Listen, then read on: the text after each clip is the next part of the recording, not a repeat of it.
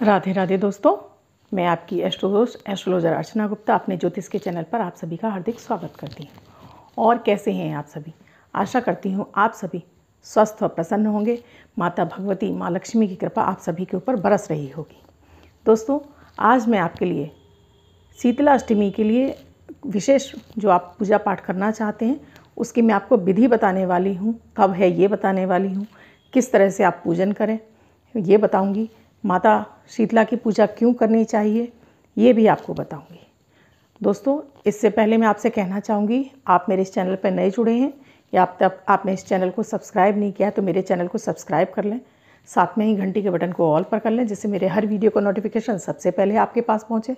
इसके साथ ही दोस्तों, मेरे चैनल पर विवाह से संबंधित बहुत सारे उपाय पड़े हुए हैं, सभी कारगर हैं। बहुत सारे लोगों के इन उपायों को करके विवाह हो रहा है। आप विवाह की किसी समस्या से जूझ रहे हैं तो मेरे इस चैनल पर आप विजिट अवश्य कीजिए। हर मुश्किलों आसान, सबका है समाधान। दोस्तों, मेरी टैगलाइन भी यही है। मैं आपकी एस्ट्रो दोस्त हूँ तो आपकी समस्याओं का निदान करना मेरा फ़र्ज़ बनता है। दोस्तों, शीतलाष्टमी जो कि चैत्र मास के कृष्ण पक्ष की अष्टमी को मनाई जाती है। माता शीतला जो रोगों को दूर करने वाली है, महामारी को दूर करने वाली हैं। इस वर्ष आप सभी को, अगर आपके यहाँ मनाई जाती हो नहीं मनाई जाती हो, फिर भी आपको अवश्य मनानी चाहिए क्योंकि ये पूरे परिवार की रोगों से, महामारी से सुरक्षा करती हैं। तो इस वर्ष क्योंकि कोविड फैला हुआ है और सभी कोविड से डरे हुए हैं तो इस वर्ष तो आपको अवश्य ही पूजा शीतला माता की अवश्य करनी चाहिए। शीतला माता की पूजा को बासोड़ा भी बोलते हैं। इस दिन बासी भोजन खाने का विधान होता है। इस शीतला अष्टमी वाले दिन सिर्फ और सिर्फ बासी भोजन किया जाता है। उस दिन घर में चूल्हा नहीं जलता है, इसलिए इसको बासोड़ा भी बोलते हैं। दोस्तों, शीतला माता जो कि माता दुर्गा का ही रूप है, माता दुर्गा की कृपा से, माता शीतला की कृपा से आपका घर धन धान्य से परिपूर्ण रहता है। माँ की विशेष कृपा आपके पास ऊपर रहती है। आपका घर किसी भी, आपके परिवार के सदस्य किसी भी बीमारी की चपेट में नहीं आते हैं।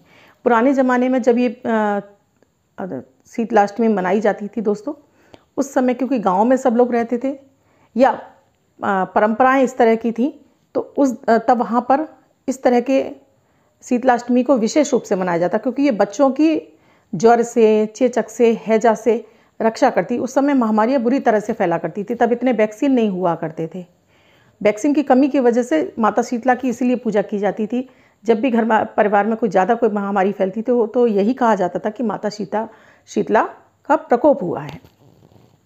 इसलिए जब छोटी माता निकलती तब भी माता ही बोला जाता था उनको, और आज भी जब छोटे माता निकलती हैं तब भी उनको माता ही बोला जाता है। दोस्तों, इस शीतलाष्टमी पर क्योंकि माता शीतला झाड़ू लिए होती हैं, हाथ में सूप लिए होती हैं, कलश लिए होती हैं, साथ में नीम के पत्तों की माला पहने होती हैं, इसलिए माता के इस सौम्य रूप की जो आप पूजा करते हैं, माता गधे पर सवार होती हैं तो गधे की भी पूजा इस दिन की जाती है। शीतलाष्टमी चैत्र मास से शुरू होती है तो इस दिन जब माता को बासी भोजन का भोग लगाया जाता है, इसका ये तात्पर्य होता है कि आज से आप सिर्फ और सिर्फ बासी भोजन छोड़ देंगे, सिर्फ शीतल जल से स्नान करेंगे। आप ऊनी वस्त्र उठाकर रख देंगे, ऊनी वस्त्र भी आप नहीं पहनेंगे। साथ में आप आज से बासी भोजन छोड़कर आप शीतल चीज़ों का, यानी ठंडी चीज़ों का आप सेवन करें। ऋतु परिवर्तन का एक ये संदेश है, माता का ये एक संदेश है जनमानस को कि आज से आपको इस तरह का अपना आहार विहार रखना चाहिए, अपना भोजन किस तरह से रखना चाहिए, अपना रहन सहन किस तरह से रखना चाहिए। दोस्तों, शीतला अष्टमी से एक दिन पहले यानी सप्तमी वाले दिन किचन को रात में साफ़ करके आप भोजन तैयार कर लें। माता के लिए आप जो भी भोजन का भोग लगाना चाहते हैं माता को, थोड़े से कच्चे चावल भी बना लीजिए, कुछ उनके लिए पूड़ी बना लीजिए, मीठी वस्तु कुछ बना लीजिए। वो सामान वो झूठा नहीं होना चाहिए, आपको भी नहा धोकर ही वो भोजन तैयार करना होता है। अगर आपके यहाँ नहीं भी मनाया जाता तब मैं कह रही हूँ आपसे कि इस वर्ष अवश्य मनाइए। भोजन तैयार करके रख दीजिए और किचन को बिल्कुल साफ़ कर दीजिए। दूसरे दिन सबसे पहले उठकर, सुबह जल्दी उठकर ठंडे जल से स्नान कीजिए। अब गर्म जल आज से इस्तेमाल आपको नहीं करना है तो ठंडे जल से स्नान कीजिए। हल्के रंग के वस्त्र पहनिए। इस दिन भूल कर भी आप नीले, काले, मरून, ब्राउन इस तरह के कलर बिल्कुल भी मत पहनिए, हल्के वस्त्र पहनिए। अब मान लीजिए कि आपके आसपास कोई मंदिर खुला नहीं है या कोविड-19 चल रहा है, जगह जगह शहरों में मंदिर बंद हैं, या आप जा नहीं सकती तो आप अपने घर के मंदिर में भी ये पूजा आप कर सकती हैं। घर के मंदिर में आप सामान लेकर बैठ जाइए, सारा जो आपने खाने का सामान बनाया उसकी थाली सजा लीजिए, एक फूल माला मंगा लीजिए, थोड़ा सा हल्दी का तिलक रख लीजिए माता को लगाने के लिए। एक आटे का दीपक तैयार कीजिए, उस आटे में नमक मत डालिए, सादा आटा का दीपक तैयार कीजिए, लेटी बाती लगाइए, घी भरिए, लेकिन इसको जलाना नहीं है। माता को ठंडा ही दीपक अर्पित किया जाता है। इस दिन कहीं भी कोई भी चीज़ अग्नि का प्रयोग नहीं किया जाता है। घर के सभी सदस्यों को बासी भोजन ही करना चाहिए। पूरे वर्ष भर अगर आप एक इतनी छोटी सी प्रक्रिया कर लेते हैं, एक दिन आप बासी भोजन कर लेते हैं, आप वर्ष भर सुरक्षित रहते हैं, बीमारियों से बचे रहते हैं। माता का आशीर्वाद आप सबको मिलता रहता है।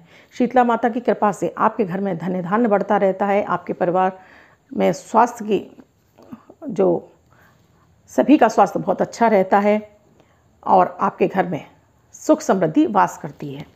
तो इस दिन सूप और झाड़ू लाने का भी विधान है। सूप और झाड़ू भी अवश्य आपको लानी चाहिए। दोस्तों, अब आप अपने घर के मंदिर में आ जाइए। आप एक लोटे जल में भी रख लीजिए। माता को आप हल्दी से तिलक कीजिए, चावल चढ़ाइए, माला चढ़ाइए, साथ में आप जो आपने भोजन रखा है वो भोग लगाइए। जो दीपक है वो ठंडा ही आपको अर्पित करना है माता को, इसको जलाना नहीं है। माता की कथा सुनिए। इसमें कथा में पुराणों में जो वर्णित है वो कथा इस तरह से है।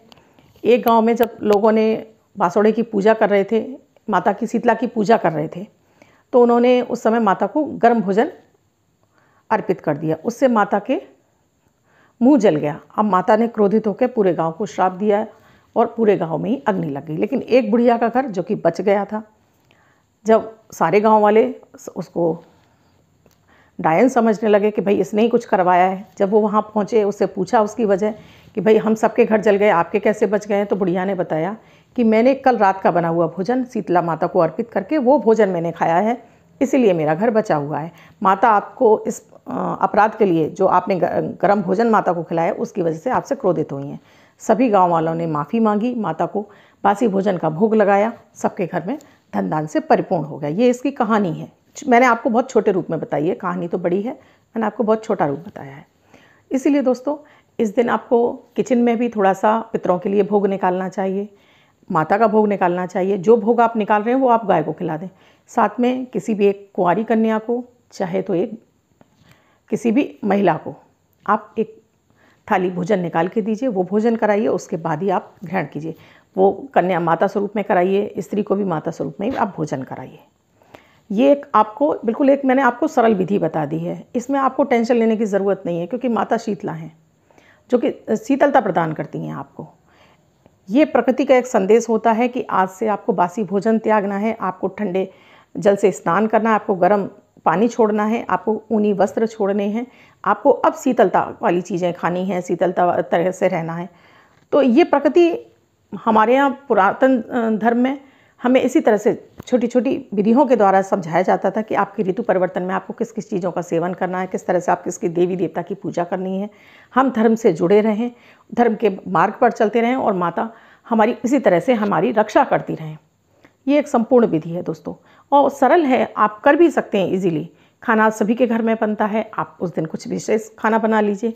बासी भोजन करना है, आप इजीली खा पी सकते हैं। अपने परिवार की अगर सुरक्षा हो रही है, आप व्रत रखना चाहती हैं तो महिलाएं ही रखती हैं इस व्रत को, तो आप व्रत भी रह सकती हैं। सिंपल विधि है, इसमें आपको ज़्यादा टेंशन लेने की ज़रूरत नहीं है। आप अगर मंदिर जा रही हैं तो अब इसी विधि से आप मंदिर में भी आप पूजा कर लीजिए। वहाँ से लौटते समय आप जहाँ होलिका जलती है वहाँ पर भी थोड़ा सा कुछ अर्पित कर दीजिए, उसमें से पूड़ी इत्यादि। घर के किचन में भी आप थोड़ी सी पूड़ी वगैरह अर्पित कर दीजिए।